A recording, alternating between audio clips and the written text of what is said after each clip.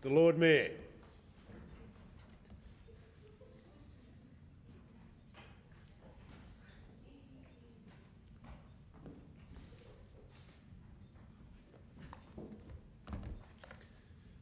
City of Adelaide Council meeting on Tuesday, 9 September 2025.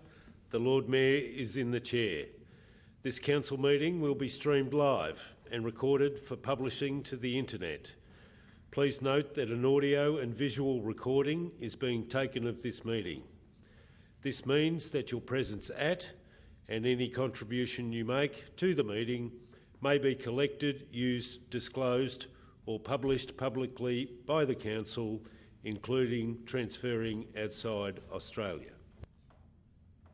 Council acknowledges that we're meeting on the traditional country of the Kaurna people of the Adelaide Plains and pays respects to elders past and present.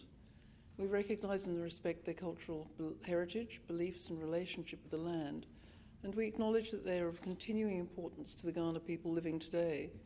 We also extend that respect to other Aboriginal language groups and other First Nations people who are with us this evening. The Council acknowledges the vision of Colonel William Light in determining the site of Adelaide and the design of the city with its 6 squares and surrounding belt of continuous parklands, which is recognised on the National Heritage List as one of the greatest examples of Australia's planning heritage. We pray for wisdom, courage, empathy, understanding and guidance in the decisions that we make, while seeking and respecting the opinion of others. May we in this meeting speak honestly, listen attentively, think clearly and decide wisely for the good governance of the City of Adelaide and the well-being of those we serve. I now ask all those present to stand in silence in memory of those who gave their lives in defence of the country, at sea, on land and in the air.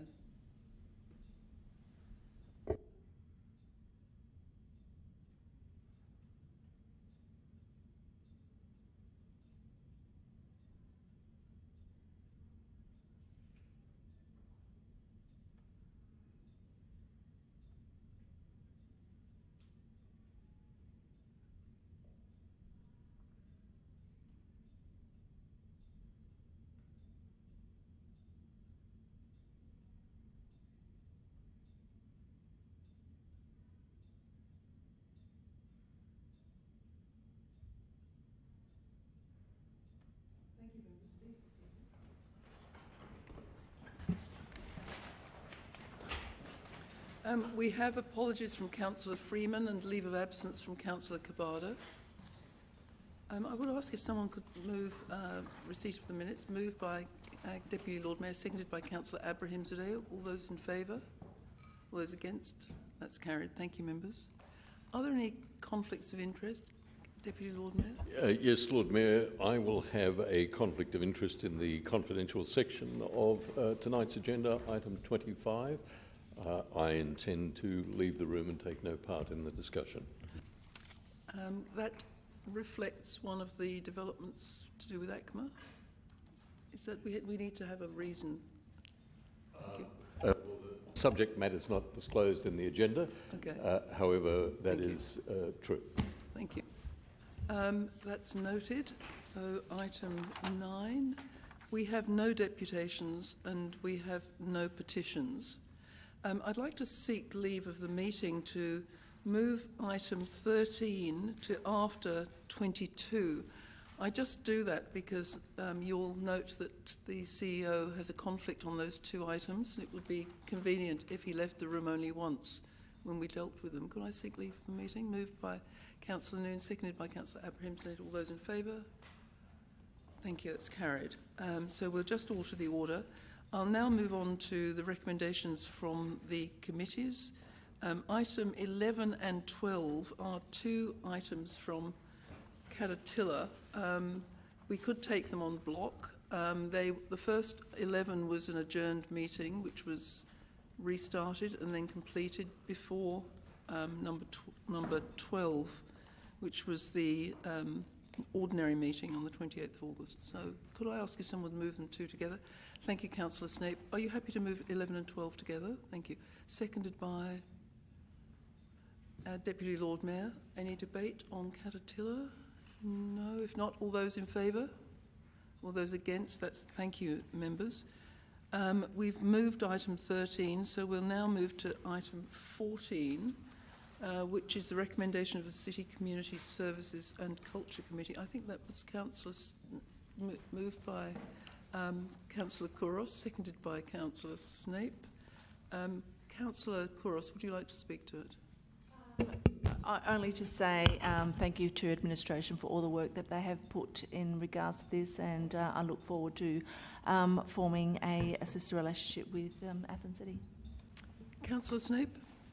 Just very briefly, just to echo Councillor Kouros's comments and say how exciting it is that we're progressing down this pathway of a sister city friendship with Athens. And as I think you remarked, Lord Mayor, recently, Don Dunstan once referred to Adelaide as the Athens of the South. So it's a very exciting thing, and I look forward to seeing it progress, and thank you to the staff. So unless there's any contrary view, I'll put it to the vote. All those in favour? Favour? Against? That's carried. Thank you. Councillor Steve, shall we start again? All those in favour? All those against? Carried unanimously. Thank you, members. We'll move to item 15. I think that was Deputy Lord Mayor was in the chair. Seconded by... Lord Mayor, may I propose an alternative motion to 7.1 and therefore treat the items separately? You have it on the screen. I did supply it to the administration. Oops, can we just keep it still? I'm getting dizzy. Yeah, me too. So, do you already have a seconder? Does anyone know what it's... I'm happy to second it for the sake of debate, Lord Mayor. Councillor Snape, thank you. Deputy Lord Mayor. It is item 15, 7.1. Recommendation 1. I think that this item has two parts. You're just moving 7.1, the first recommendation, are you? Correct, yes. Yep. Okay, the first recommendation. So it's been seconded. Would you like to speak to it? Yes, Lord Mayor. Look, I did foreshadow this at committee. There was some agreement, but perhaps not a majority. I wonder if I could just, to refresh memories, ask the administration. This proposal endorses option 1 in respect of representative buildings. Options 1, 2 and 3 again are not approve, approve with advice to owners, and approve full stop. Is that correct, Lord Mayor? If I might assist through the presiding member, the committee paper presented 3 options. Option 1 was to include representative buildings as supported by the independent assessment. Option 2 is to list only properties supported by the owners as representative buildings. And option 3, do not include representative buildings within the historic area statements. So if option 1 is adopted, Lord Mayor, what is the process by which property owners object? Through the presiding member, Mr Herides. Thank you, and through the chair. The report presented to committee reflected the work of those buildings already going out to engagement, so the opportunity was provided and we did receive objections. If the question is about creating a further opportunity for those to object following the objections already received, we'd have to run an entirely additional process. I think this is a complex motion, Lord Mayor. Option 1 is going forward, all properties declared by council to be representative. I'm referring to that. In respect of the other part of the motion, I think there were 56 properties identified, and that is not my question. It is related entirely to option 1 going forward, noting 56 properties I think were identified as representative status. We went to consultation and all but 46 are proceeding, if I'm not mistaken.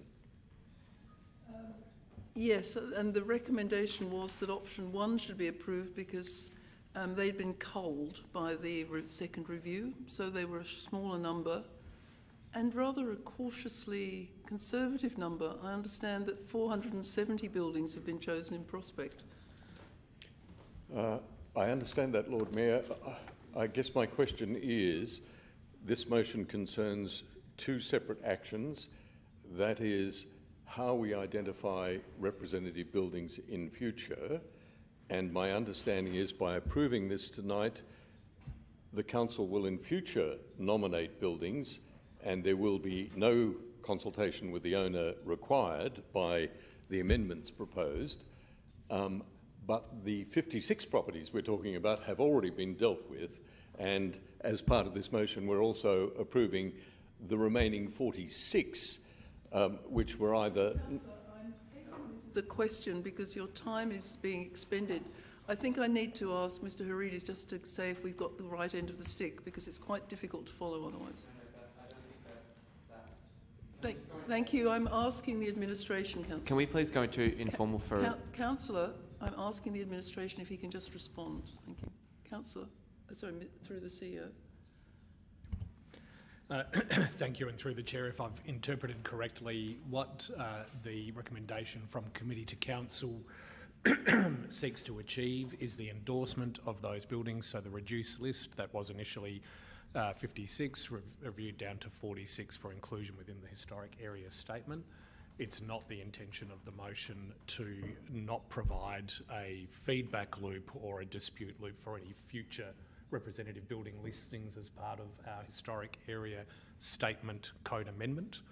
So if that clarifies that point, Councillor, that there's not an enduring or endearing part to the motion proposed by administration, supported through committee, that deals specifically with the representative buildings identified as part of the historic area statement, and then reduced on review following deputations and requests to review.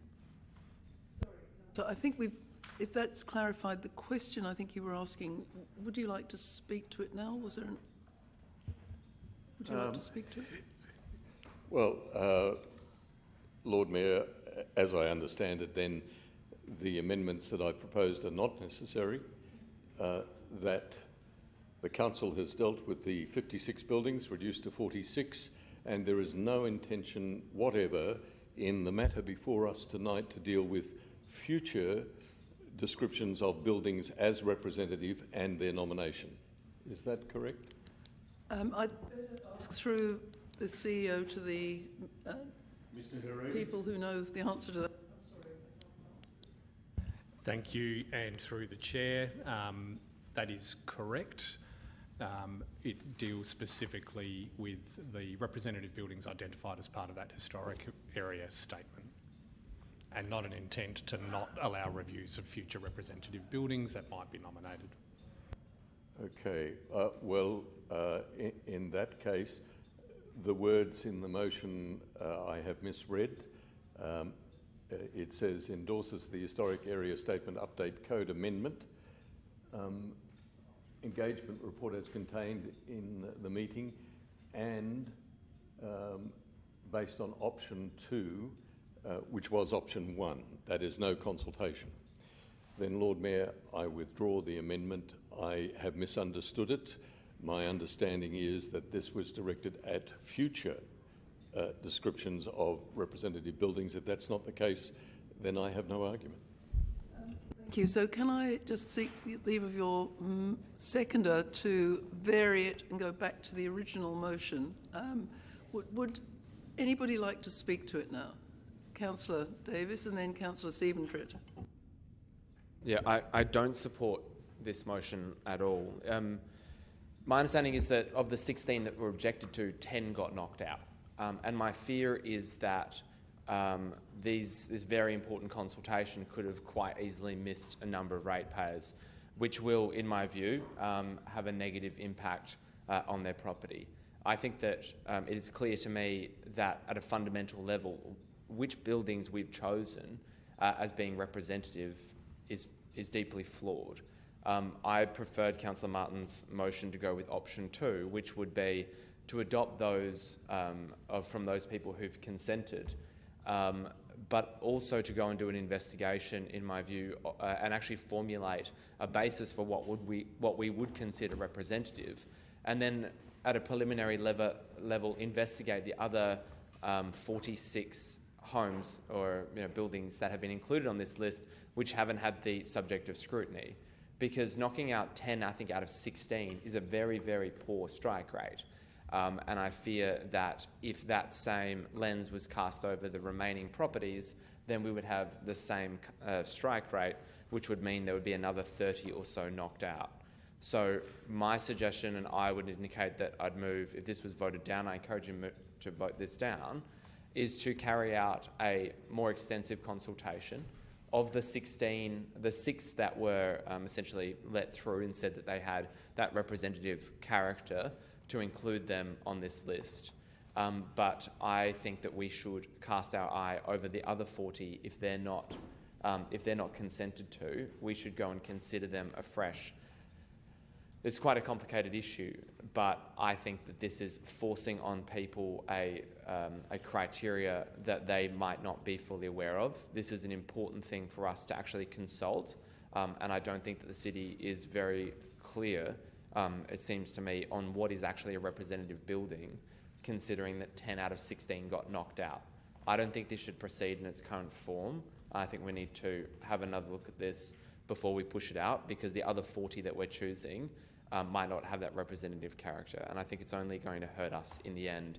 It's going to cost us, it's going to send us down the wrong path where we've included properties which are not representative in that list, and I think it's only going to create further burden for our community, but also financial burden for this council. So I'd encourage members to reject this, to have a further consultation, cast our eye over the other 40, I should say, representative buildings to determine whether they truly are representative or not. And as Councillor Martin suggested with his 2 other paragraphs, I would support those being going ahead. But my suggestion would be to vote this down and go back to a committee to reconsider this. Lord Mayor, I've just shared an proposed amendment with the governance team. I'm happy to read it while we're just looking for it in inboxes.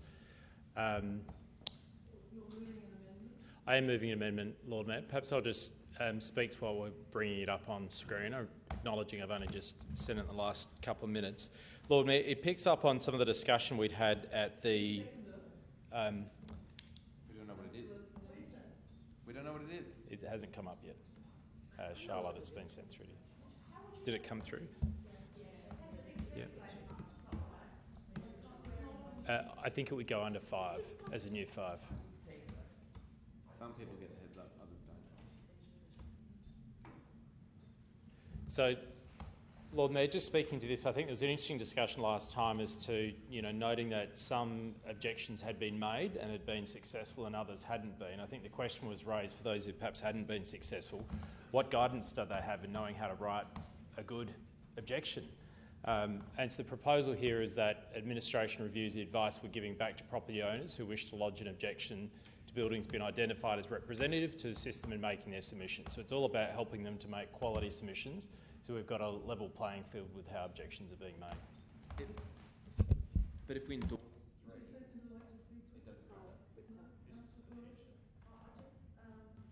Didn't I just hear administration that say that this is still available to the owners?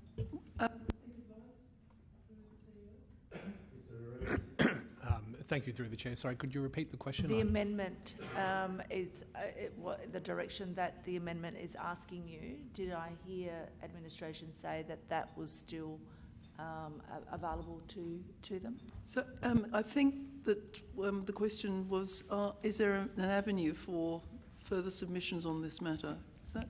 Without the amendment. Thank you, and through the chair, to also clarify the amendment, we interpret the amendment to mean that council will seek administration to prepare a guide, if I recall from the committee structure, that will provide advice to property owners in the future who wish to lodge objections.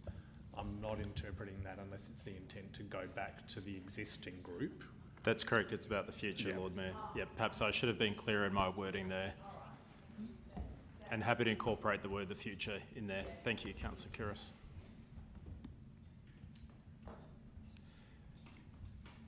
if I might Coun- assist. Councillor Marr, but after the CEO speaks. Through the presiding member, in terms of the wording, agrees doesn't seem appropriate. It requests administration. So requests administration.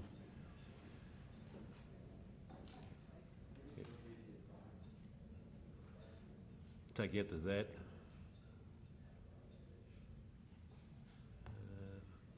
Take out will. Review the wish to future buildings being identified, if that's the intent. Can I just have advice from the mover? There's a slight variation to tidy up the English. Could you just make sure that still complies with your wishes? Yes, happy with that. Thank you, CEO. Seconder? Everybody's happy. Thank you. So, Councillor Marr.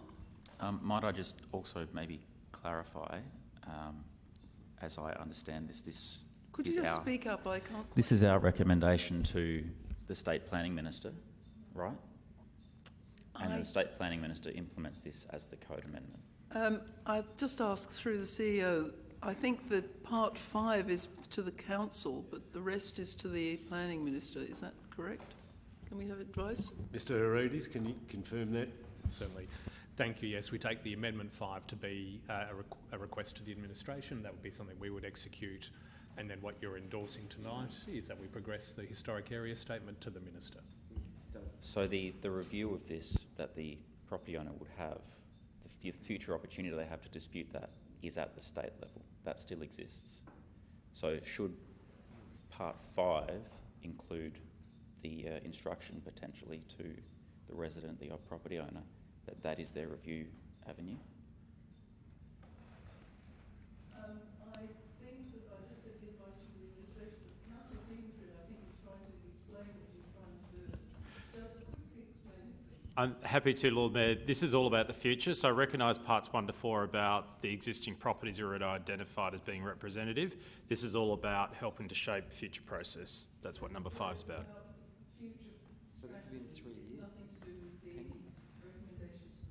That's correct. Thank you. Does that help you, Councillor Marr? It does, thanks. Thank you. Sorry, I think that several people have spoken. Can I just get a check on who's spoken? I've lost the plot here. So Councillor Davis has spoken? To the amendment. He can speak to the amendment. Sorry? He can speak to He hasn't spoken to the amendment yet. So Councillor Davis first and then Councillor... It's very clear we're aware of issues.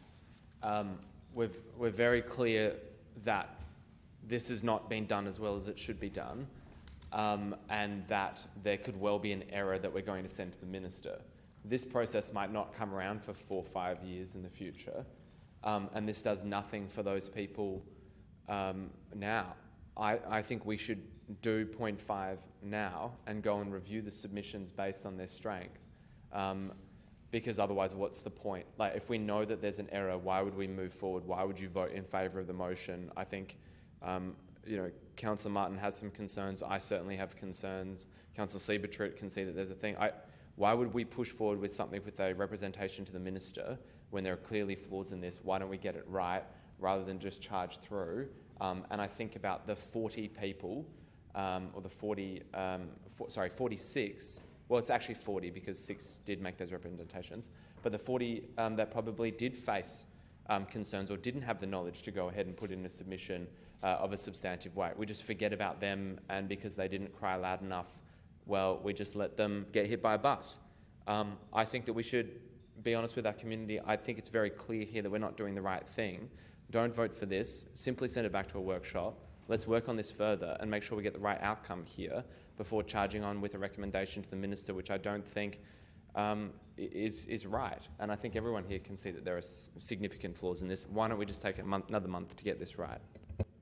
Thank you. Councillor Martin. Thank you, Lord Mayor. And look, again, I apologise for the administration for misunderstanding the nature of the proposal before us. And I do understand the intention of Councillor Sieventrit's motion. The background to this is really important.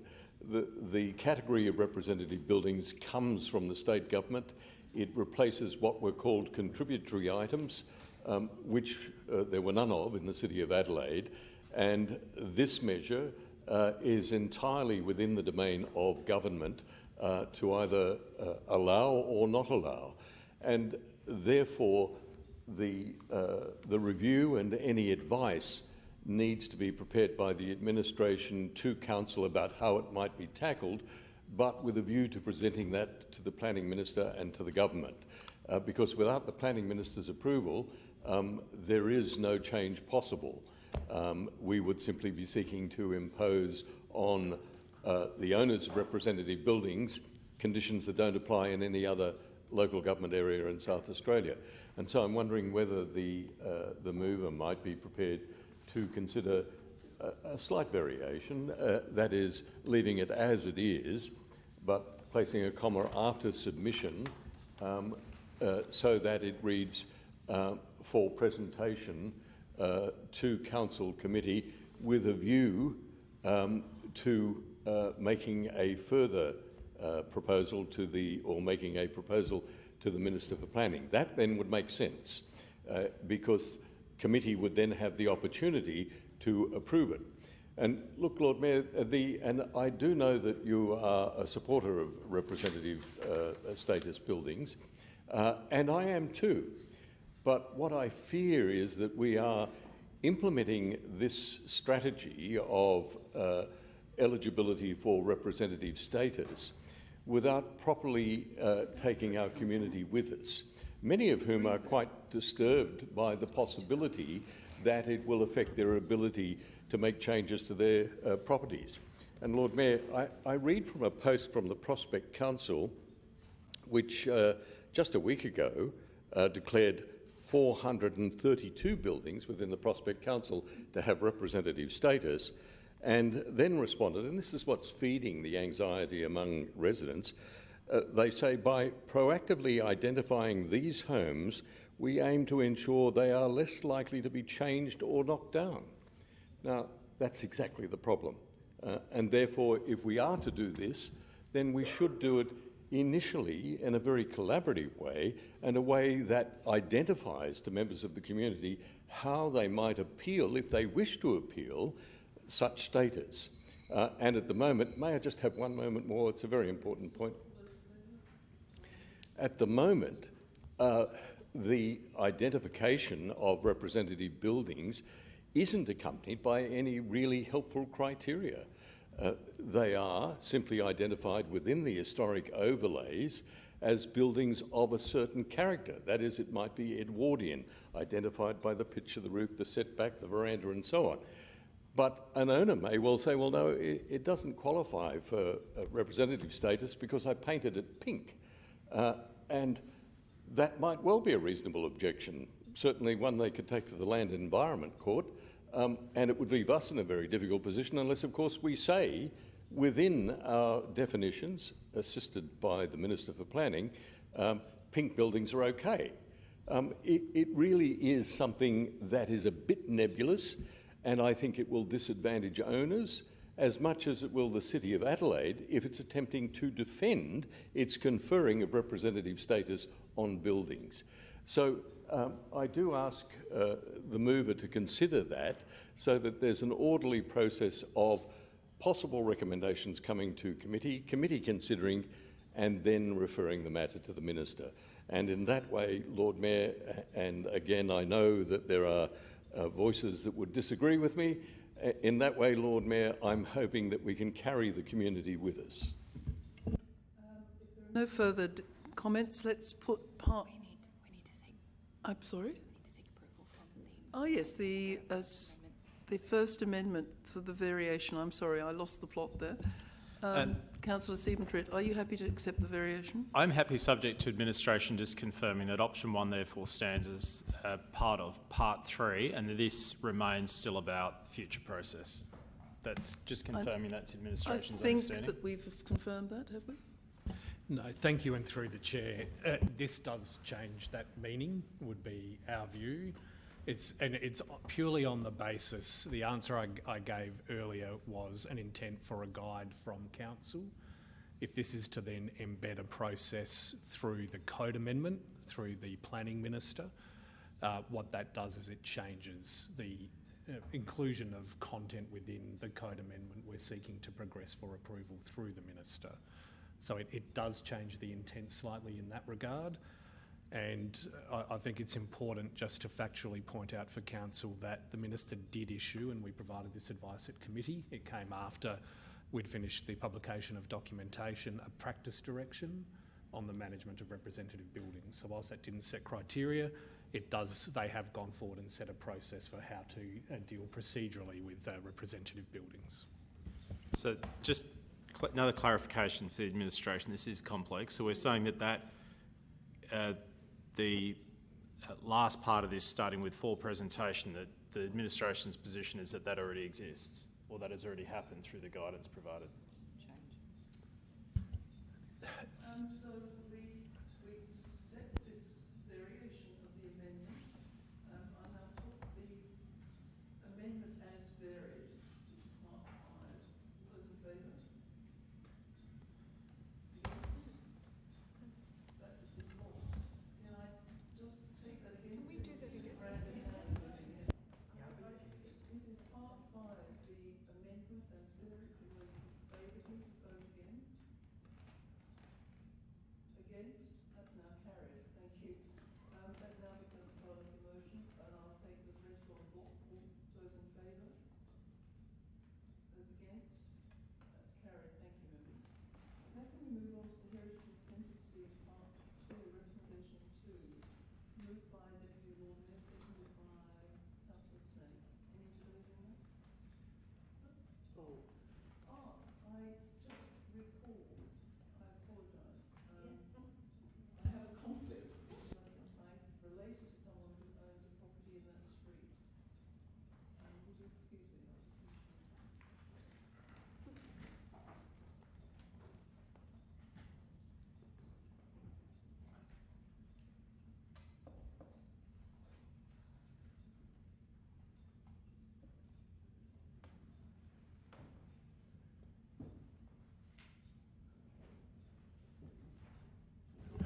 Now, I'm told that we need to move that item again. It is recommendation 2, moved by Councillor Snape, seconded by Councillor Giles. Councillor Snape, do you wish to speak? Councillor Giles, do you wish to speak?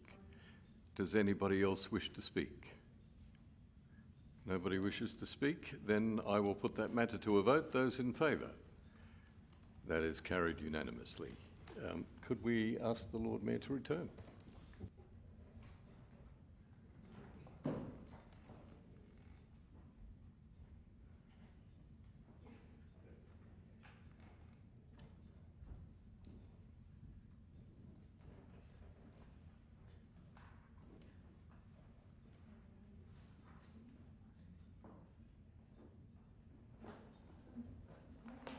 I'd like to say a few words before 16.1. Before moving to this item, I just want to address a matter that has been of public interest and generated some media commentary. I speak of our choice of Deputy Lord Mayor, and whilst my preference is to avoid publicly involving myself in the process of councillors nominating for various positions, I feel some commentary is warranted following the conjecture in the newspaper this week.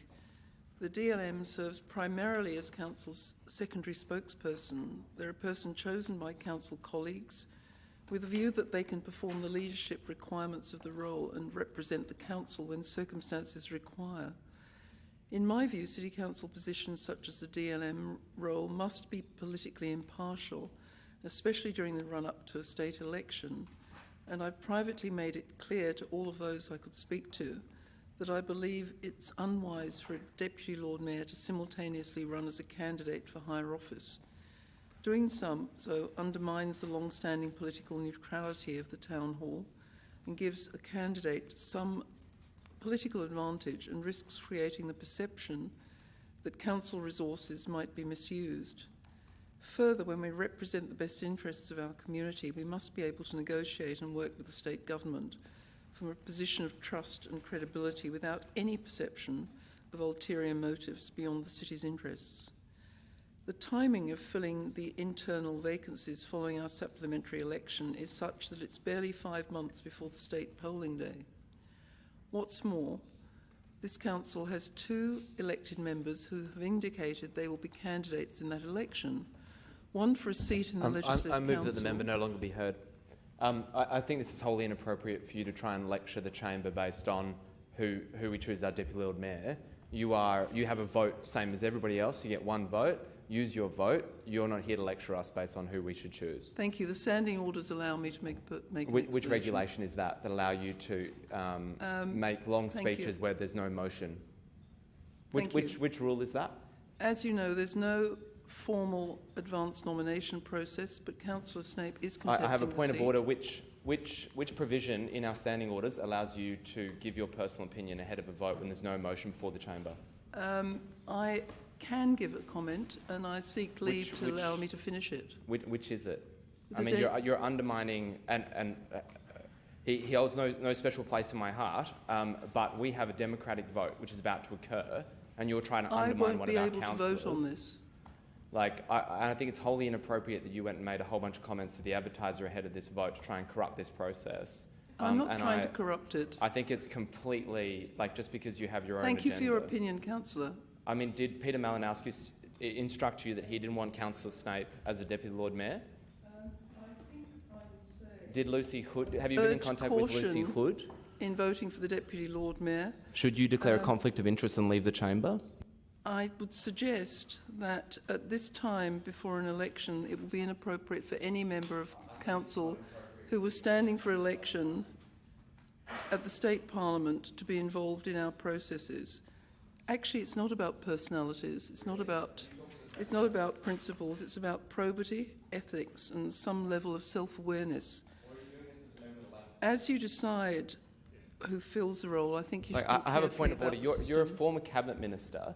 We have a current sitting Labor member, and you're trying to interject and undermine one of our councillors from seeking this election. Surely you have a conflict of interest as a former Labor cabinet minister, surely with the ear to the Premier and the local member. Can you sit down, Councillor? No. So I'm happy to call on the item. This is the motion as printed. Do you wish to move that? I have an alternative motion.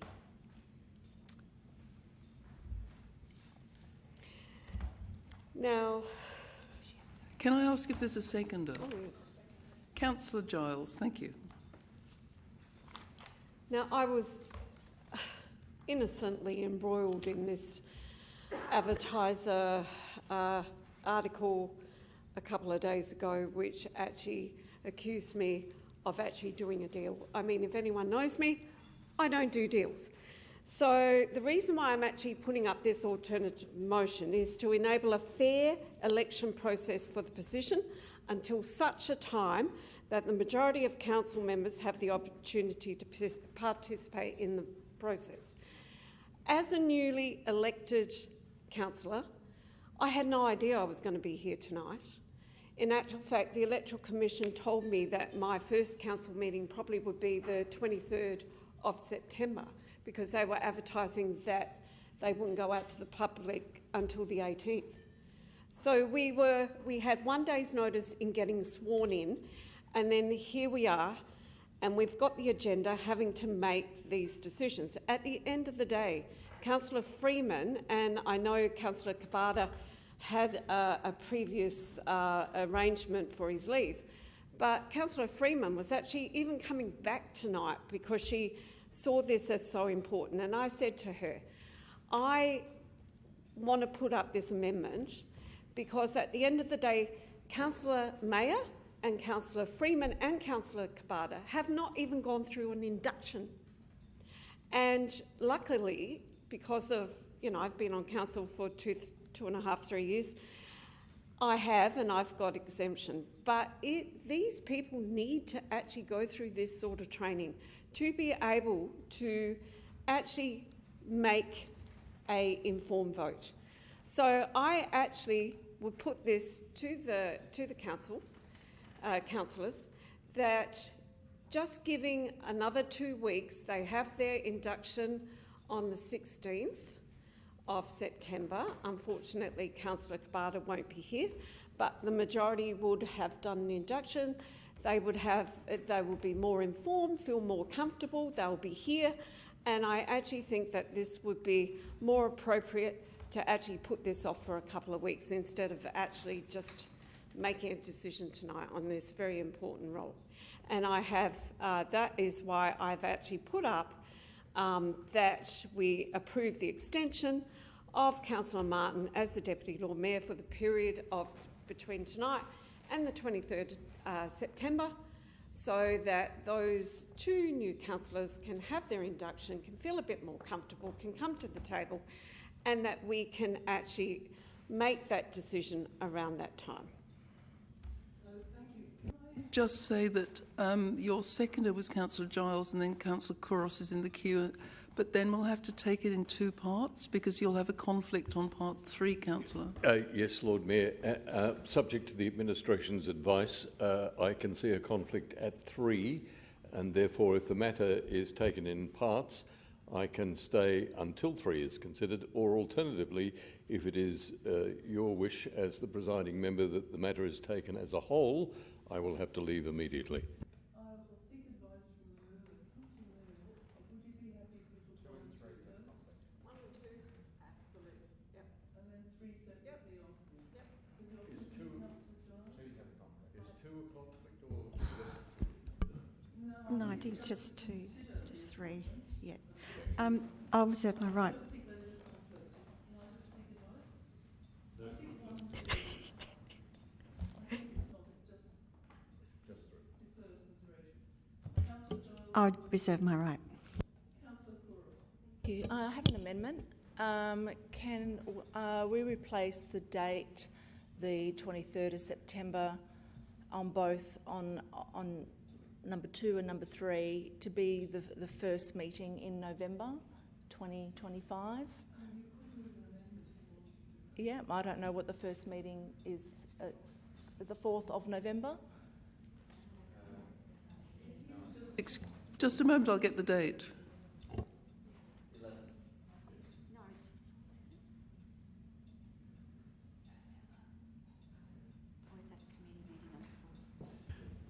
Lord Mayor, I think that presents me with a problem if that amendment is being proposed. I haven't finished. I haven't finished. Well, I think we're talking about inclusivity, and that's for the same of the 23rd of September to be... So the amendment is to change the date from 23rd. Well, if we're looking at extending it to include the councillor that's not here, and we've actually got 4 newly elected, or 4 elected members in the Central Ward. So I think if we're talking about being inclusive, if we're talking about being honourable, if we're talking about welcoming our new Councillor, can I just get a seconder? Sorry, Councillor Abrahimzadeh, thank you. If we're talking about welcoming our councillors, if we're talking about being inclusive, if we're talking about ensuring that we are respectful, as pointed out, councillor, one of the elected members had a pre-arranged holiday.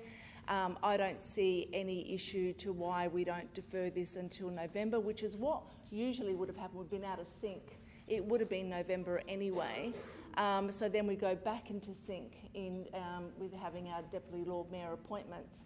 And I commend Councillor Noon for bringing this through and including all councillors and all elected members and being honourable and making sure that they all get their induction and making sure that, you know, they're going through that process. And then we can have the whole council here to go through this process. And I'm seeking support and to consideration for all our elected members and not pick and choosing to who we should have here. Thank you. Your seconder, Councillor Abrahimzadeh. Rights reserved. Any other comments? No? So I think... Lord Mayor, I could not accept that. You what? Sorry? I could not accept the extension of the appointment to that date. That's why I'm signalling I've got a potential conflict. May I declare that conflict? And I'm not quite sure how to deal with this, because I thought part 2 was not giving a conflict by naming you. Can I just seek some advice, Councillor? Could you just give me a... Lord Mayor, may I just suggest that I am seeking to influence the debate, which at the end has a material conflict, and I would feel much more comfortable in leaving the room because I do not agree with what's being proposed. Okay. Thank you. Thank you. I'm a bit confused. Is he leaving the room because he doesn't agree with what's proposed, or is he leaving the room because he's got a conflict? Because you can't leave it... want to do it. My understanding was he felt that part 2 gave him conflict and he had to do it. Well, Lord Mayor, if he doesn't want to do it, then maybe we should end up nominating I think he someone doesn't else. want to accept the nomination for the extra period. All right, I think then I that's what he nominate said. somebody else in that position then. Councillor Noon, do you want to... Um, Are you speaking to this? only to say, Can I just find out what Councillor Crooks still speaking? Well, I'm just saying that if the current Deputy Lord Mayor does not want to extend his position until November 2025, then we take that to a vote to who we put in that position until November 2025. That's only fair and reasonable, because we're talking about being inclusive, and we're talking about being honourable, and we're talking about making sure that all our members have a say, and we can't pick and choose, Lord Mayor, because we want to be fair. I understand he doesn't wish to take the role beyond Well, the 23rd then we go to a September. vote to choose someone for that period. I'm not sure how I can accept this. If he has to accept a nomination if you think he's moving into that position, Councillor Noon. No, Lord Mayor, what I'm saying is that I approves the extension of the appointment of Councillor Martin, remove that, and I would say that we look at voting for someone in that period. So I'll amend it to we vote for someone else in that period. Point of order. Okay, yes, Councillor Giles. We've got a motion before us, and it's been... Point of order is only relevant, Lord Mayor, if I'm breaching any of the procedures. I'm just about to explain. We have a motion before us that's been moved and seconded, and so I'm very confused about how someone can act. Can I finish my point of order? Can I just say that we have an amendment before us at the moment? Yes, sorry. We have an amendment before us that's been moved and seconded. Yes. I don't see how it can be re-amended now that we've got that. This is the point of order in relation. I'm amending the initial motion that was moved, which was not as printed. There was not the printed motion was not moved. The motion that was moved was the version from Councillor Noon. I'm referring to Councillor Kouros's amendment. And Councillor Kouros has put one amendment. Well, will there is someone else would need to move an amendment to remove Councillor Martin? I vary it. I will vary the motion. It is possible with your seconder, who is Councillor Abrahimzadeh, to vary the motion if you have a variation that is valid and not ultra vires. We go to a vote. Because if we're talking about being fair and inclusive... What is the variation? We're not important. Councillor Martin doesn't want to do the role. Point of order. I've asked. Can we ask, please, for the variation to the amendment? Well, if you allow Councillor Abrahimzadeh to speak, he's going to vary it. No, you have to vary. No. Now, someone, I need to know what the variation is. Your seconder can assist you, perhaps. Well, I would like to vary the motion.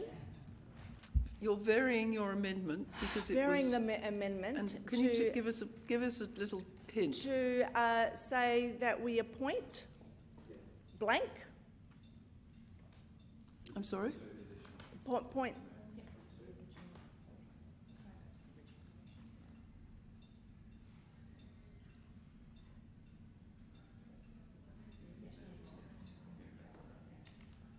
Should we have an adjournment?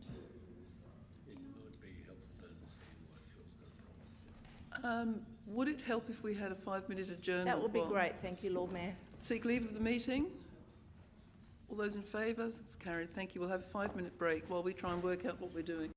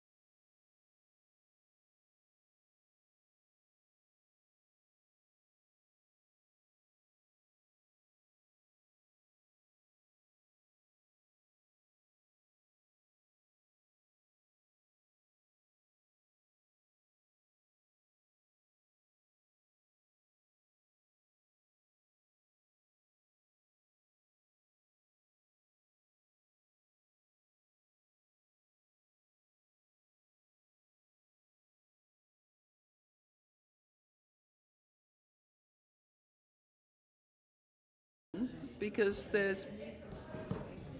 And the variation has been agreed by Councillor Abrahimzadeh. Yes.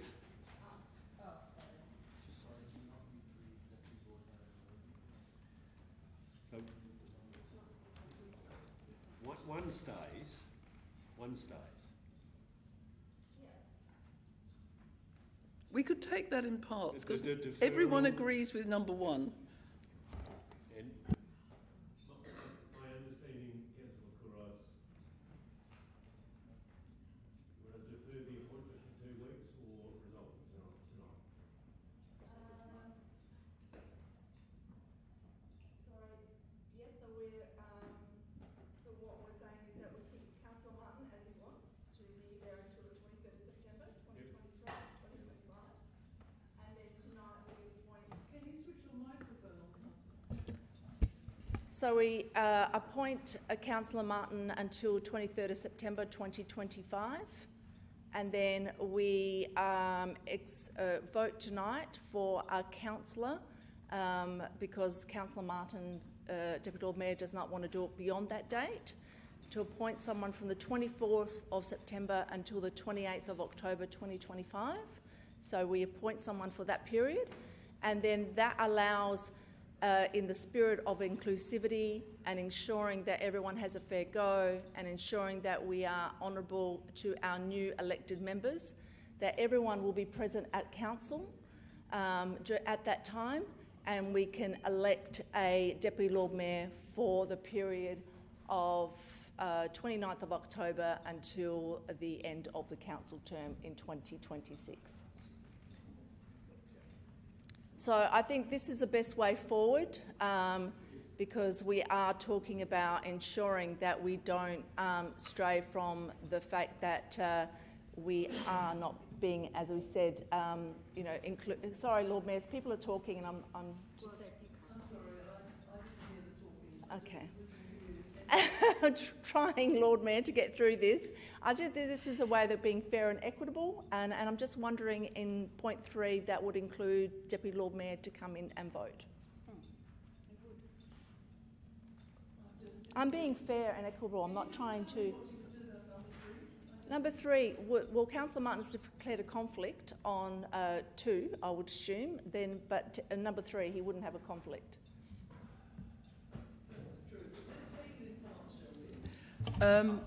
Lord Mayor, before we move, number 3 just needs to be fixed up because I think after September 2025 it should be until 28 October 2025, not council term. Thank you. That's it.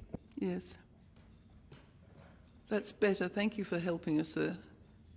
I'd like to declare a general conflict of interest given the defamation proceedings between Councillor Martin and myself. I will vote for the first and the third one, and I'll leave for the second and return. Thank you. If you write it on a piece of paper, that would be very helpful. So we'll take it in parts, Councillor Couros. Part... Sorry, Lord Mayor, can I just question? Can I clarify? This is an amended motion. This is an alternate. I just want to clarify what is it that we actually have in front of us.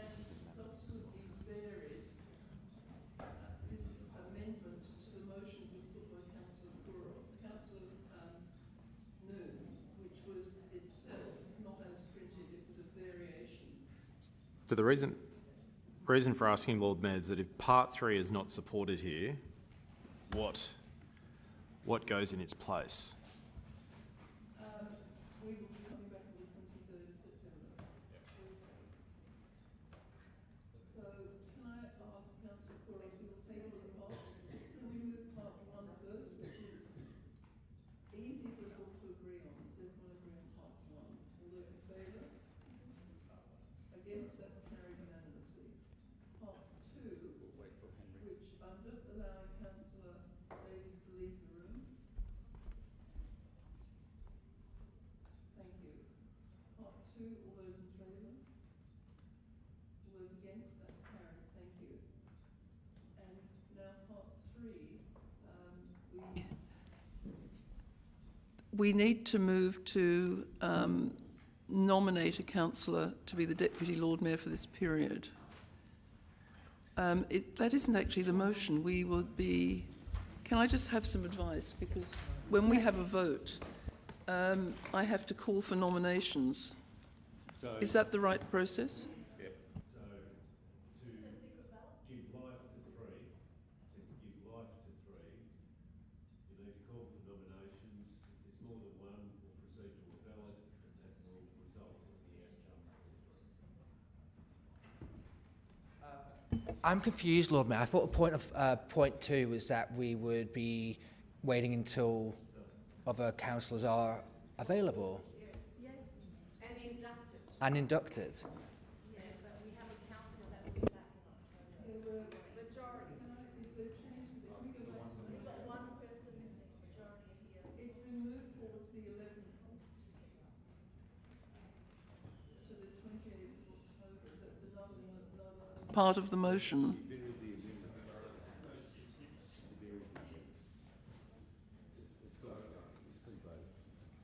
Can I have some assistance? In what? Part 3 is suggesting that we will elect a Deputy Lord Mayor for a month. But we haven't made that decision. So, Lord Mayor, is it possible to vote on the principle, or do we have to also vote on the person? we have to vote on the principle because otherwise we haven't made a decision to do it. Exactly. So do we not have to have part 3 which says council will resolve to appoint a Deputy Lord Mayor for that period? Isn't that the way to get through it? The council resolves to appoint. Council resolves. Can I just... I'm afraid I have to make this, it's ultra vires, I think, at the moment. Resolves to appoint a councillor.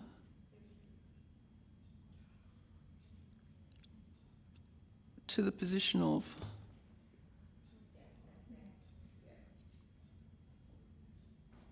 Councillor Moore. In the interests of fairness, that will be Councillor Kabata's first council meeting on his return. I'm sorry, I didn't hear. Could you The 28th will be his first meeting on his return. So today is my first meeting, and it Yes. would be Eleanor's, and she's not here, Councillor Freeman. To that point, would it not make more sense that the duration of the appointment we're talking about here is approximately 3 further weeks, not the 28th of October, in order to allow Councillor Kabata to have his induction? As I understand it, that was the original motion going to the 11th of November, which had to be amended because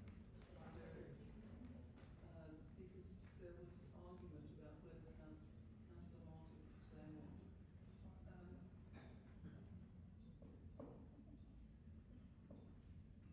It just seems to me that if this is the point of what this amendment is supposed to be doing, that it doesn't do that. I agree. It is it's a camel.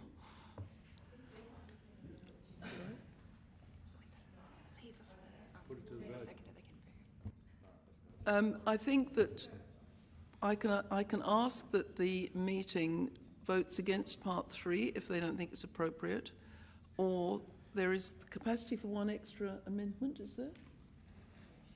Excuse me, can I have help? One extra amendment, we've only had one.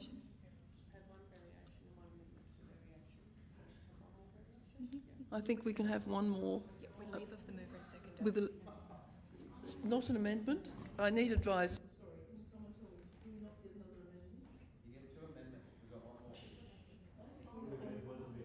A point of order. I think the councillor said he does not want to amend it.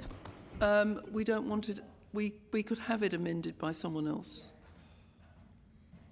No? No more amendments? Okay. All right. What have we taken? Have we voted on We need to vote on this amendment. which amendment? So, of part 3, we've not voted on. Lord Mayor, can I vary it, please?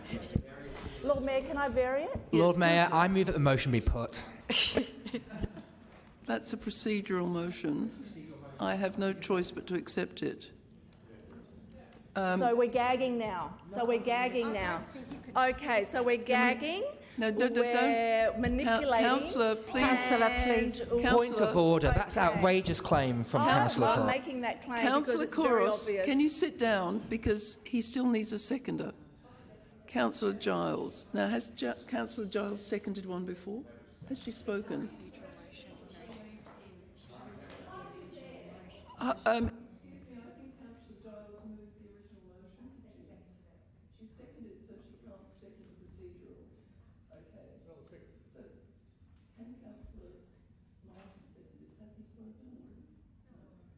Councillor Martin may second it. So we have two people in favour of that, I put it.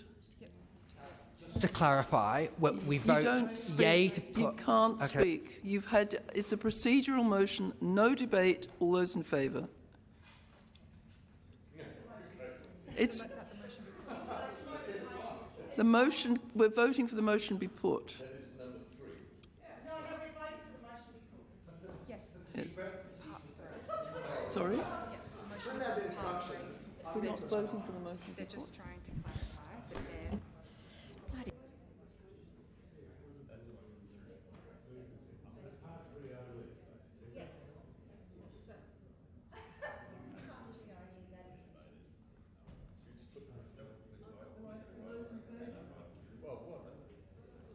Lord Mayor, just to clarify, we are now voting for the procedural motion that the part 3 be put. They want to know whether they're voting. Through the presiding member, the procedural motion that the motion be put relates only to part 3. Council have already resolved in relation to parts 1 and 2.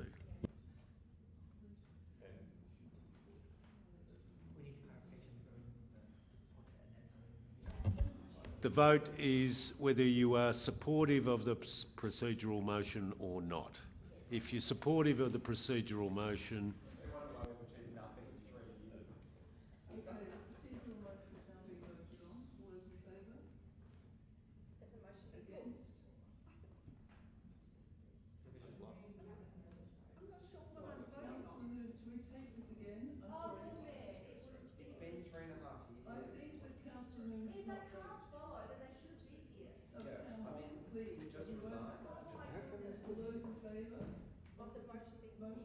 everybody needs to vote. The motion be put against the motion. That's lost.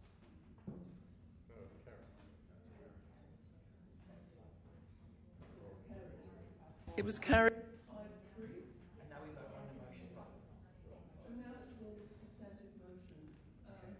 We'll put it on now.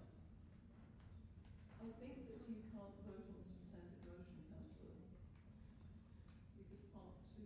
It includes parts 1 and 2? No, two's done.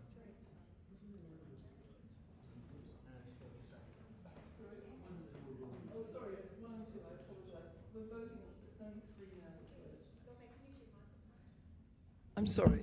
We have done 1 and 2, so it's only 3 now that's left to vote on. so you need to put the motion. Put the motion, all those in favour? Part 3 this is. Against? That's lost. A division has been called. Are you watching this, girls? Are you getting the notes? I'd like you to record it. Members' division has been called. Please stand in favour of the So we'll bring it back on the 23rd. of the motion. Councillor Kouros, Councillor Davis and Councillor Abraham today. Thank you. So personal explanation, Lord Mayor. Is this motion now being lost? I'm going to, I'm just a personal explanation. I'm going to be leaving this chamber. I do not like the factional alliance that has been happening in this council. I was looking at being fair and reasonable and including a person that has been elected to this council. It's obvious that there are another manipulation plans planned with this council. I'll take this as a personal explanation. I will leave because I don't want to be part of something that's not fair and equitable, and I do not want to be part of what this council displays to our ratepayers, and it's disappointing.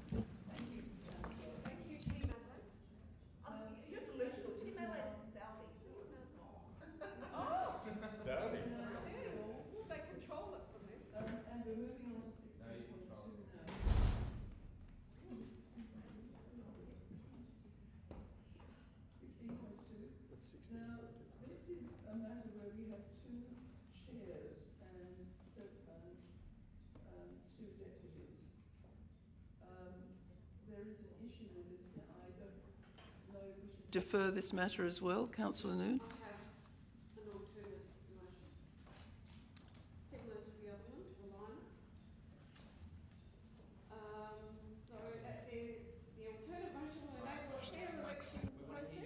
Microphone on. I know. Can you hear me now? Beautiful. Until such a time, the majority of council members have the opportunity to participate in the process. So I would like to align it with the 16.1, where we actually have these elections on the 23rd of September. I think that's quite clear, and the Deputy Lord Mayor is accepting an unpaid position, so he has no conflict. Unless there's any debate on that, do you have a seconder? Can I just check? Councillor Giles, debate? Yeah, my understanding is that one of our councillors won't be back until October. You either care about including him or you don't. This sends a clear message to how the council wishes to operate for the remainder of the term. By excluding one person over another's. Look, it's something I'm very familiar with. Over the last 3 years, this woke faction has done this repeatedly, but I would suggest that it's a very bad look from your first vote to then just go ahead and exclude one of our new councillors. Well, you're going to vote for it anyway. You've already decided. Otherwise, I would amend the dates until October, but I mean, the woke faction here have already decided, you've already made the decision to exclude him, so go ahead and exclude him, I suppose. That's the way that this council chamber votes and runs, so I won't be supporting it. I'm sorry, I was unable to speak because of the oration from the other side of the room. Look, this is entirely fair in my view. I regret very much that Councillor Kabada won't be here in order to participate in the discussion that will occur on the 23rd of September. He is, however, entitled to leave, and I understand he's overseas and will be until the end of October. That is regrettable, but unfortunately the business of council... Councillor, you don't have the call. Thank you. Councillor, you don't have the call. Councillor I'm Martin. sorry, I keep hearing the word woke. In any case, Lord Mayor, it is Councillor Kabada's right to decide after the election not to attend council for a couple of months. We should respect that, but it shouldn't impede our ability to make decisions and appointments. And on the 23rd, consistent with the arguments that Councillor Noon has put, there will be a decision in respect of the committee chairs. I urge members to support this. It seems fair and reasonable, unlike the proposition that's been put to you by others. Thank you. Unless there's any further debate, can I put Councillor Marr? I'd like to appreciate your comments there.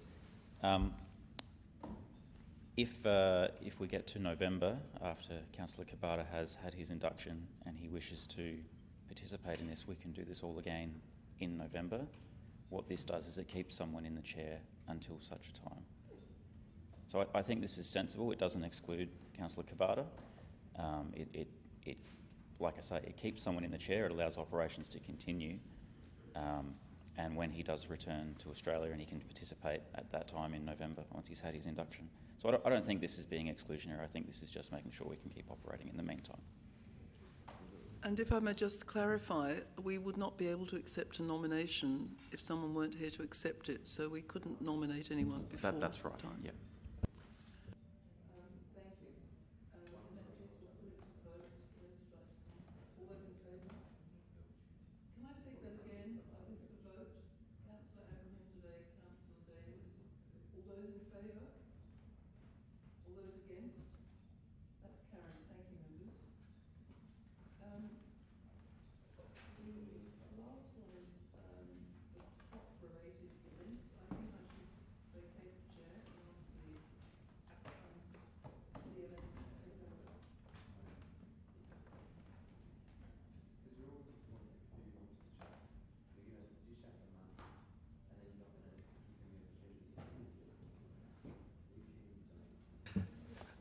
over. Item 16.3, Lord Mayor travel for COP-related events. A mover. I'm happy to move that. Councillor Sieventreut, seconded by Councillor Snape. Councillor Sieventreut, do you wish to speak to it? Yeah, just very briefly, I think this is a solid motion. It's important that the Lord Mayor is able to get out there and represent Adelaide on the world stage. It's a great way to raise our profile as a capital city, as well as support us in our efforts to land COP. So very supportive. Thank you, Deputy Lord Mayor. Councillor Snape, does anyone else wish to speak to this matter? Then I'll hand back to Councillor Siebentrit. Summed up. Then to the vote. Those in favour? I declared that carried unanimously.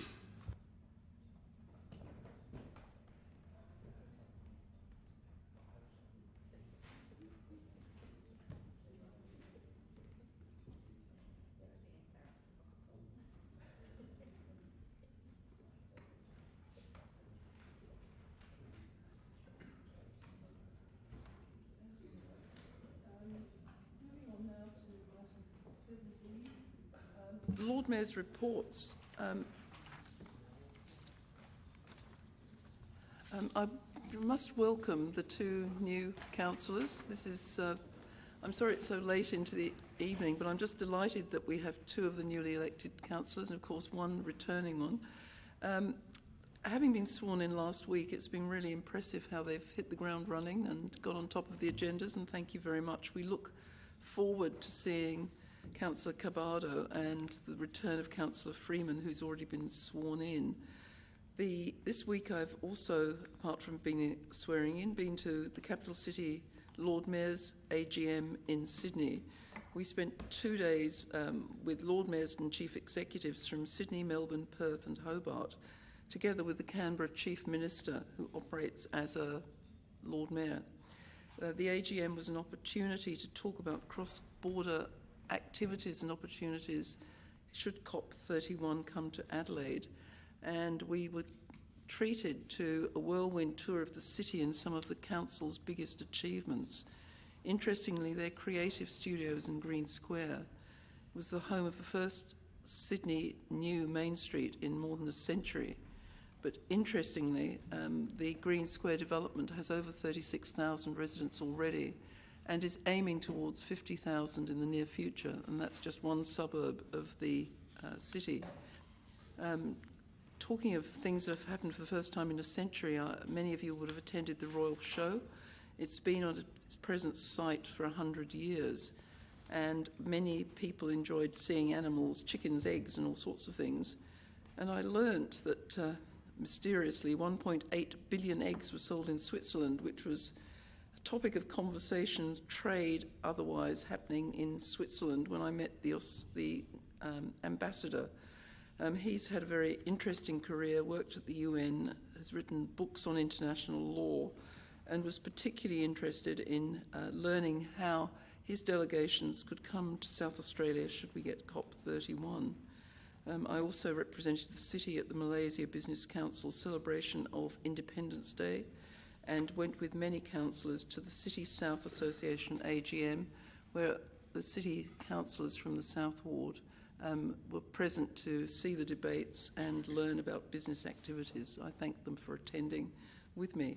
Would someone move receipt of my report? Moved by Councillor Noon, seconded by Councillor Snape. All those in favour? All those against? That's carried. Thank you, members. We'll move on now to councillors' reports. Councillor Snape. Thank you, Lord Mayor. I'd just like to give a brief explanation. As we know, as per the media report earlier this week, I decided to put my hand up and talk to my colleagues about my interest in running for Deputy Lord Mayor, as I believe that I am capable of doing the job, having done it previously and having worked very hard and diligently for yourself and the council previously. All across the state, candidates are able to successfully fulfil their roles while participating in a campaign. But I just want to say I was deeply distressed by the article and some of the rhetoric put forward, especially particularly around allegations of misusing public funds. and the talk, which I believe has since been amended to perceptions of public funds, but the implication is all the same, and actually the implication is a lot serious than what the claim is intended to make, and it was very, very deeply distressing. But I also, as Councillor Noon has already acknowledged, I was also quite offended and by these sources who have not been named, claiming that of collusion and deal making, which is completely farcical and once again outrageous. And I just want to express my concern to the Chamber and my commitment that whatever role I have, be it councillor, committee chair, or indeed a Deputy Lord Mayor or not, I will always put the interests of this council and of the community first. And that being said, I've always found it an absolute pleasure to work with my colleagues from all different backgrounds and political persuasions, and indeed yourself, Lord Mayor, who I personally have the utmost respect for. I look forward working with you going forward in whatever capacity that may be, and just want to thank the Chamber for giving us time to make this representation. Noon, Councillor Siebentred, and Councillor Davis. Please indulge me. I haven't been here for 5 months, so tonight I want to take a moment to thank the people of Central Ward, from east to west and everywhere in between, who supported and encouraged me and who have once again placed their trust in me through my re-election. Technically, I think I'm in my second term. Wow. While the circumstances of being stood down earlier this year were far from ideal owing to actions of others, the past 4 to 5 months gave me something invaluable. I was able to spend more time with our communities, to walk alongside them, to listen and to hear their views more candidly than ever before. This has not been lost on me. It has given me greater focus and a renewed sense of purpose. I return to this chamber determined to carry those voices, insights and aspirations with me, and to ensure that Central Ward continues to be represented with integrity and commitment. Now, on another note, last week South Australia lost a remarkable leader with the passing of Sir Eric Neal, AC CVO, at the age of 101. Sir Eric's career was distinguished and far-reaching, from his service as Governor of South Australia to his leadership on some of the nation's most important boards, and his lifelong advocacy for excellence in governance. I had the extraordinary privilege of working closely with Sir Eric during my time as State Manager for the Australian Institute of Company Directors. Around that board table, we often referred to him as the General of the Boardroom, a leader amongst leaders. For me, he was also the closest thing that I've ever had to a mentor. His support, his guidance and example left a lasting mark on me. Through his long life, South Australia is poorer for his absence. His gold standard governance principles, his dignity, and his example of how to carry oneself in public life are qualities we should all aspire to emulate. I extend my deepest condolences to his sons and his extended family. In the words of Paul Kelly, Sir Eric Neal was truly one for the ages. Thank you. Thank you, Lord Mayor. Just a couple of notes. I had the opportunity to MC a civic event for the World Solar Challenge recently, which was hosted by the Deputy Lord Mayor. Worth noting for members and those listening in that there's some 10,000 people now anticipated to be part of the alumni for World Solar Challenge since 1987, many of whom are leading solar renewable tech companies from around the world. So it's a very, I suppose, proud relationship that we have with the World Solar Challenge. And as commented on by many people attending the event, how well it positions somewhere like Adelaide around COP31. Also wanted to note as well, along with yourself, Lord Mayor and Councillor Snape attending the City South Association AGM, and really note the extraordinary job they do on a very tight budget, and wishing them all the best for the coming financial year as well. I was pleased to attend the Mayors and Councillors Summit for Anti-Semitism last week. That was incredibly insightful, and I got the opportunity to speak with mayors and councillors from around the country as they faced growing anti-Semitism concerns. It's not something I think that has really, as far as I'm aware, and I shared this with those members, that has really impacted South Australia to the same extent as the other eastern states. But it was good to hear what their solutions were to a rising tide. I would also very much like to condemn the interference and the article that came out against Councillor Snape. I thought that was completely inappropriate, and I also thought that your speech tonight was completely inappropriate, given that he is seeking public office. He's elected until March, or until he ceases to be, and to suggest that this was a use of ratepayers' money or a misuse, I think is extremely troubling, clearly, I think, for a political purpose. If Councillor Snape had been a card-carrying member of the Labor Party, or if he was the endorsed member for the Labor Party, I suggest those comments would not be made by you, Lord Mayor, at all. Perhaps they would be, but it seems to me to be a political hit carried out on one of our councillors, something, of course, I'm very familiar with. So thank you for the opportunity. You need to sit down. Oh, really? I think you should have sat down instead of belittling one of our councillors. Councillor, could you sit down? Councillor Abrahimzadeh? Did you wish to have a report? No. Anything on the other side? No. All those in favour of noting those reports? All those in favour? Carried. Against? Carried. Thank you. We have now the motions on notice, nil. Motions without notice, none. Questions on notice as on your desk or on the email. Questions without notice. Yes, I have a question without notice.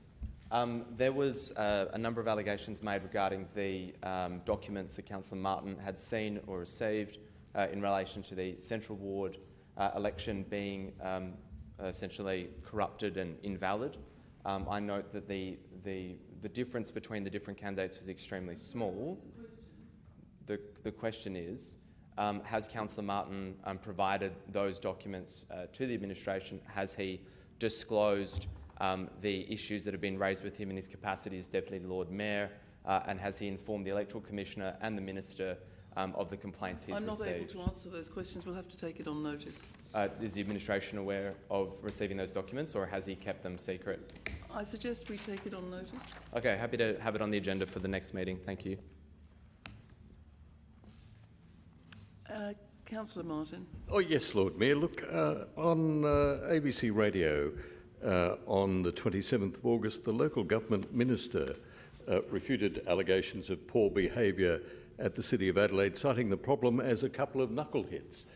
Could the administration advise if it's made any efforts to identify Knucklehead 1 or Knucklehead 2? I think that it was florid language, but I don't think we have any idea which knuckleheads he was referring to. Oh, I think we know who the knuckleheads are, but I just thought the administration may have invested time in it. I don't think they're in a position to interpret what the minister says or believes. Thank you. You do not have the call, Councillor Davis.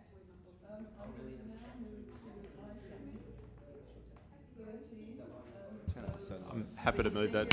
Through the presiding member, I declare a material interest in items 13 and 24. I will leave the chamber and ask Mr Spitalis to support the Mayor and the chamber. Now this item...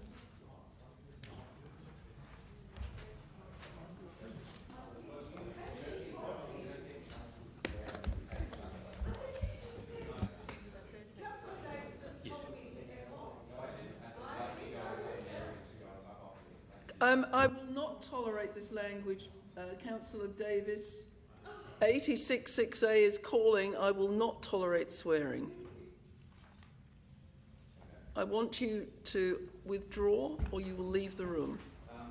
I withdraw in relation to the local government minister pointing out the behaviour of this chamber, that Councillor Noon... No, 86(6)A. That Councillor Noon told another councillor to fuck off in the middle of the council chamber, and that may have contributed to the low voter turnout and the comments of the Electoral Commissioner. And I withdraw those comments. I withdraw those comments unreservedly. Councillor, sit down. Under Section 86(6)A of the Local Government Act, improper, disorderly or behaviour or interrupting another member is regarded as disorderly, you have behaved in a disorderly manner and you have sworn.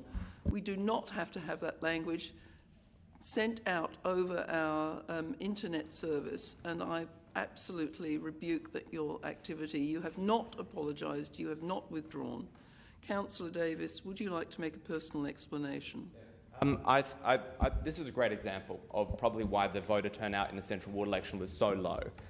In the starting term of Councillor, this is an explanation to explain your behaviour, not... Yes, correct. That's exactly what I'm doing. Thank you. Not a discussion about the turnout. It's your behaviour that's under question. Now, Councillor Noon and I were having an informal discussion about We do not have informal discussions in council. Well, Councillor Noon felt it necessary to engage me on this, and I brought up the fact that she told another councillor to fuck off.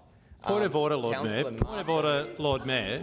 Point of order, Lord Mayor. Are we dealing here with the use of language? And I do note that there may be children. This is still at a time where there may be children listening in, overhearing parents. This is entirely inappropriate language of the chamber, and the member knows it. Okay, I'll refrain from saying the word. I apologise for that. I understand your point. I believe, and I am of the view, that your conduct contravenes section 86(6)(a) of the Local I'm giving a personal explanation of that.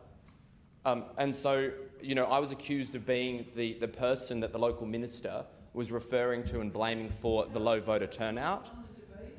No, that's what Councillor Martin said, and I wanted to point out to my colleague that her behaviour, which you didn't eject her under 86, I might add, you did not eject her. I didn't hear. And you heard her because you looked at her, and you can go and watch the video, but you didn't inject her and you knew it happened, so you let it happen for your factional. But as soon as anybody else crosses any kind of line, then you get kicked out. I suggest to you that that is what the local government minister was referring to, is your factionalism and the games that you play. Point of order, Lord Mayor. Is this not about the use of language? I think it's very clear what this is about. Oh, I unreservedly apologise for saying that, and I apologise for saying it again. And you make a very good point, Councillor Siebentrit, that we don't know who's listening, and I'm very sorry for saying that. And I won't do it again. That you have contravened the act, and I therefore ask you to leave the chamber for 5 minutes.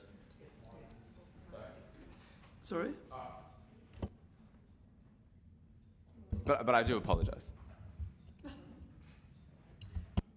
It was a private comment that wasn't going to air, and then it was turned into this fiasco. There is no such thing as a private comment in this chamber because it's live apparently there is. When Councillor Noon told Councillor Kouros to F off, that was a private comment that went unnoticed. So yes, there is private comments apparently that you allow to happen. Councillor, I have declared, I believe you have contravened section 86(6)(a). Thank you, I'll take my leave. I am of the view that you have behaved poorly.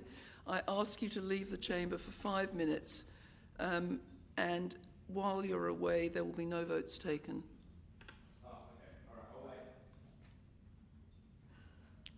I'm sorry, members, but we can't tolerate that language. Are we for it? 1, 2, 3, 4, 5, 6, 7. We're not in for it. We can debate, we can second and move motions, but we can't take votes. So can I just ask that we have the timer on?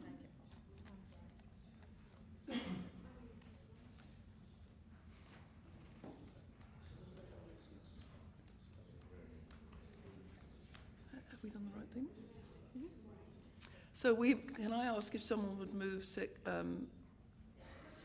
item 13? Is that okay? To move, Councillor Snape, seconded by Councillor Siebentrit. I don't think anyone attended this meeting but me. Oh yes, I apologise. There was much discussion about the KBIs and the achievement of them, the reining in of the expenditures, and there was a general view that things were going well, I think. That would be a fair approximation. I'm happy to speak too, Lord Mayor, if I may. Yes, look, I did attend that meeting, and I want to, and I realise he's absent and won't receive the information, congratulate the CEO on the view of the CEO Performance Committee. It was that the CEO had more than met his KPIs, and the committee was at pains to acknowledge his work in terms of turning around the council finances. Lord Mayor, I have to say somewhat reluctantly that when the CEO was appointed to this organisation, our financial situation wasn't as grand as it could be. We'd been recovering from a period of debt that was run up by our predecessors, $50 million in accumulated operating deficits, some $100 million, as I understand, was not spent on asset renewal. And unbelievably, $200 million was removed from service provision in the City of Adelaide. And so it was a bare cupboard that the CEO inherited, and has done a remarkable job. He's done an outstanding job in restoring the financial fortunes of the City of Adelaide. Not only have we now returned to what is something like a sustainable asset maintenance ratio, we have more than doubled the amount of money spent on asset renewal and new and upgraded assets, which in itself has been an extraordinary feat of management. It has involved pretty much asking the organisation to deliver double what it was previously delivering. Sometimes I wonder how the organisation copes with that kind of demand. And additionally, Lord Mayor, and the committee did remark upon it, we have returned to a position where we are producing operating surpluses. Surpluses, not operating deficits, but surpluses that enable us to not only meet obligations such as interest payments, but it provides confidence to the organisation that we're in control of our finances. I ask members to have a look at the resolution of the committee. The committee actually amended what was placed before them and recommended that we acknowledge those achievements, particularly in managing the city's finances.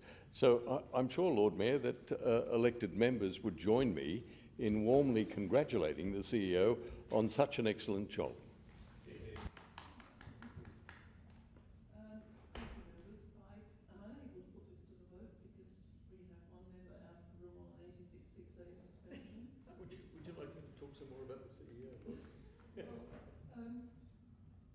The next item is to go into confidence.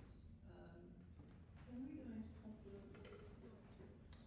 confidence? Lord Mayor, I can speak for a minute and just... Can you speak for half a minute? Yes. Just to say... It's like a radio programme. No one can filibuster as well as Councillor Martin. That's why we call it a filibuster. But I'll give it my best and throw my best 30 seconds forward. I'm probably halfway through already. And just say that it's been an absolute pleasure working with the CEO since his appointment. It's clear that he is bringing all the assets into play. He's enabling and uplifting our... Oh, fantastic. Thank you. That's the time up to retrieve Councillor Davis. Catherine's going to look for him. We're going to... Has he taken his shopping bag with him? There is nothing left here, Lord Mayor. We just have to seek... Thank you. Thank you, Councillor, for returning. I'll put this matter to the vote, which is 13.1, and that's was moved and seconded? Yes. All those in favour? All those against? That's carried unanimously. Thank you, members. Could I ask someone to move the exclusion clause?